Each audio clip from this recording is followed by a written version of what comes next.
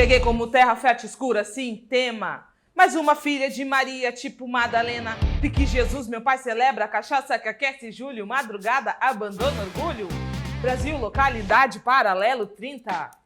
Dizem que a vida segue em curso, não reflita, sinta. Barro vermelho, berço de vilões. No mundo encantado, rainhas de lixões. Promessas cresce invisível, não queria ser. Pele noturna sem saber pra onde correr. Misto timidez com baixa estima. Porra, a maldade tava ali, eu era uma menina onde me abasteço.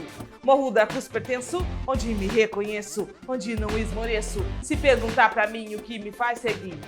Ouço baixinho minha mãe dizendo, muda isso aqui. Cheiro de mata verde, perguntar no pensamento. Dois moleques sozinhos em casa, pra mim é tormento. Pra ela e pra nós. Tratados tipo ratos nessa cidade de uma rua só. Sigo, não vou desistir. O meu lugar é aqui e eu nunca vou sair.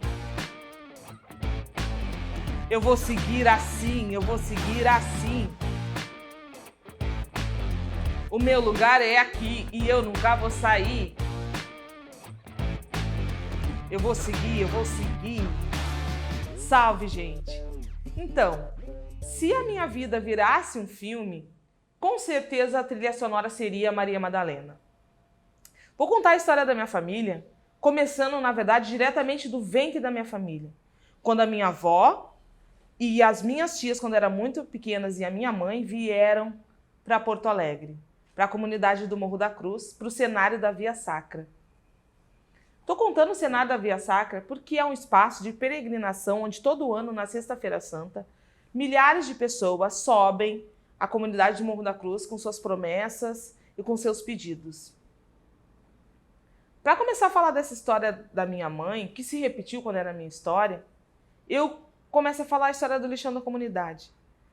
Olha só, quando a minha mãe era pequena, as minhas tias e nós, na nossa geração, a gente ficava numa facerice só quando o caminhão do lixo chegava na comunidade do Morro da Cruz e despejava tudo que tinha. Tudo que vocês podem imaginar, de brinquedos, ou que a gente achava que era brinquedo, que a gente transformava em brinquedo, vinha daquele lixão. Eu e meu irmão, quando a gente era muito pequeno, e vários primos e crianças que eram também da comunidade, iam para aquele lixão catar coisas e criar brinquedos. Numa dessas tardes, quando a gente estava voltando para casa, começou uma briga terrível lá em casa. E eu fui pro meu quarto e tapei minha cabeça e fiquei ali escondida. A minha mãe gritava muito e começou a chamar pelo meu nome, pedir socorro para mim. E eu continuava ali, tapadinha. Eu sei que vocês vão até estar se perguntando se eu não fui ajudar minha mãe quando era necessário, quando ela me chamou. Mas eu quero perguntar para vocês também se em algum momento da vida de vocês já ficaram paralisados de medo. Nesse processo todo de ajudar minha mãe a curar as feridas dela, ela começou um plantio comigo. Dizia muitas vezes, todos os dias, filha, não casa. Filha, tu não nasceu para limpar a bunda de branco. Filha, estuda.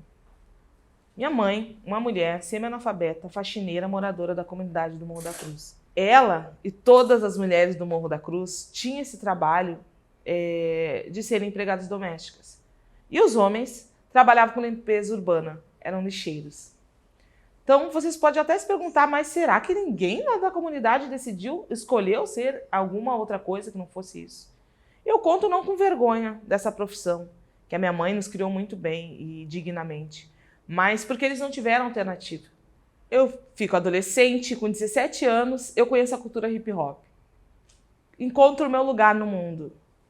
E tudo aquilo que eu tinha de questionamento no mundo, eu colocava nas minhas letras. Com 19 anos para 20, eu tive um filho, o Eric, que veio para minha vida como uma bênção, mas também como uma luta.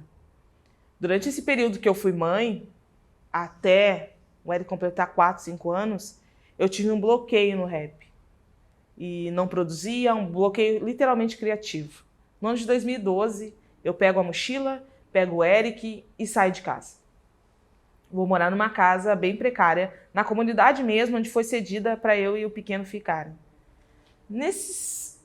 Essa questão de fazer trabalho voluntário, circular pela comunidade, eu recebi uma visita de uma líder comunitária que disse que tinha um presente para nós e nos entregou uma chave. Peguei o Eric e saí correndo, fui até o espaço. O presente que ela tinha para nos dar era uma casa. Abri a porta, o Eric saiu em disparada em direção ao banheiro, segurou com as 2 mãozinhas dele o vaso, olhou para mim e disse: mãe, esse não vai cair, né? Eu lembro muito bem que 2012 foi um ano que todo mundo ficava falando que o mundo ia acabar. O meu recomeçou. Nesse mesmo ano eu entrei na universidade. Em função de uma outra política pública. Primeiro eu falei para vocês de uma política pública de habitação. E agora eu vou falar de uma política pública chamada ProUni, que permitiu que eu fosse a primeira da minha família a ingressar numa universidade.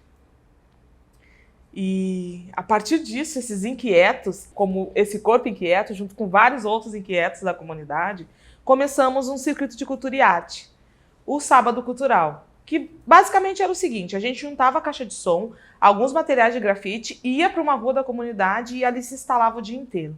Começava lá pelas 9 da manhã a fazer oficina de grafite, oficina de rap, e ao longo do dia, além do mural de grafite, a gente ia também trabalhando com a questão do lixo, que, como eu contei para vocês, o lixo é algo muito marcante na nossa comunidade. Então a gente passava o dia todo ali, dialogando com a comunidade, limpando, ambientalizando o lugar. Quando chegava no meio da tarde, vinham artistas de vários lugares naquele palco aberto para celebrar aquela comunidade, cantar, mostrar cultura, mostrar arte. E esse movimento gerava 2 impactos.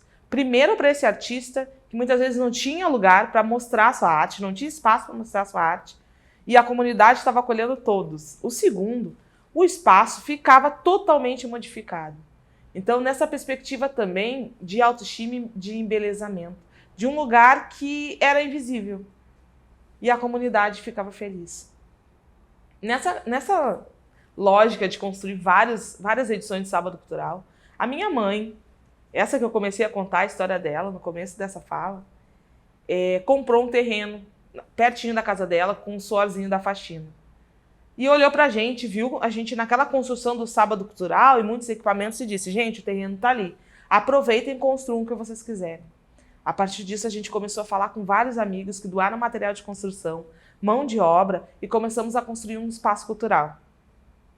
No ano passado, em função de uma outra política pública que impactou também diretamente no território, a gente recebeu um recurso de uma lei chamada Aldir Blanc.